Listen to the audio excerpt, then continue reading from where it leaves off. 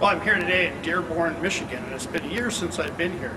Back when I first started the book, I did a lot of research in the Henry Ford Museum in the history of alcohol. But now I'm here today to do something different. I'm here to support the Ford Motor Company in their quest to change their product line and become more renewable. We're in the showroom at the base floor of Ford's world headquarters, and we're really happy to see one of Henry Ford's earliest mass production vehicles, the Model T. And this vehicle came right from the factory back in 1911, flexible fuel. You can run on both alcohol and gas. And here we're going to show you just how easy it was to go between alcohol and gasoline when you were on a drive and you never knew what fuel would be available. So let's open up the hood and take a look at the things that needed to operate or change to be able to run on alcohol or gasoline. If you look way down here toward the bottom of the engine, this is the carburetor. This is the item that mixed the air and fuel before it went up into the engine.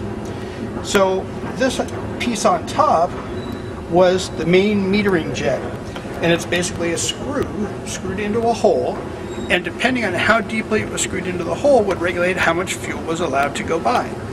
So with alcohol, we needed a little more fuel for a given amount of air. So we would use a knob located in the cockpit to adjust this carburetor. So if we swing around, you'll see the knob right here, cockpit, that allow us to go ahead and turn it to adjust the air-fuel mixture of the vehicle from alcohol to gas. So I'll show you how it looks on the carburetor now.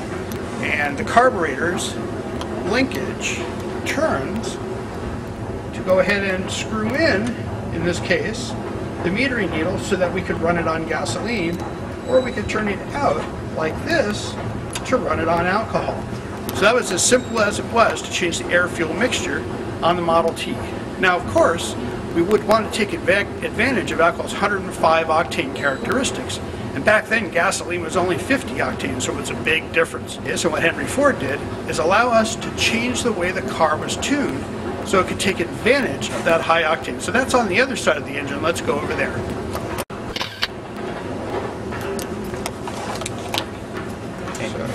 So the electrical part of the engine is found on this side. And what we have here is similar to the modern distributor. And this distributor, well, it distributes spark. So each one of these black wires is a spark plug wire. Spark is generated from inside this unit. It follows the wire until it reaches a spark plug here on the engine. And the timing of when that spark plug fires is what we call ignition timing. Now, the way that these units had their timing adjusted was that they would be turned on their pedestal a certain amount, which would indicate how far in advance or how far behind top dead center we would fire the spark plug. Alcohol we'd want to fire earlier.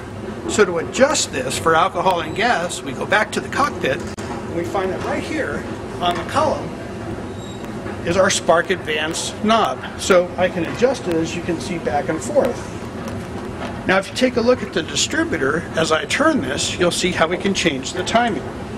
So I can pull it down or I can push it up, and this will change the timing of the spark within the distributor.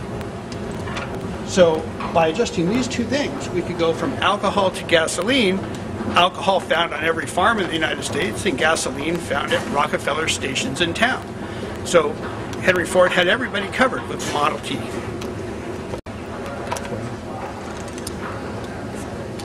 Well, this fine vehicle allows your brain to do the work of a modern computer chip. So if I want to change to be able to use alcohol's high octane characteristics, I have that control right here at my fingertips.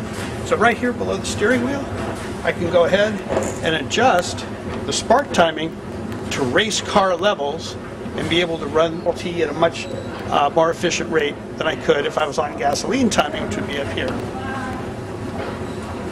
So the Model T Ford allowed you to use your brain to run the flex fuel vehicle that we nowadays run by computer chips.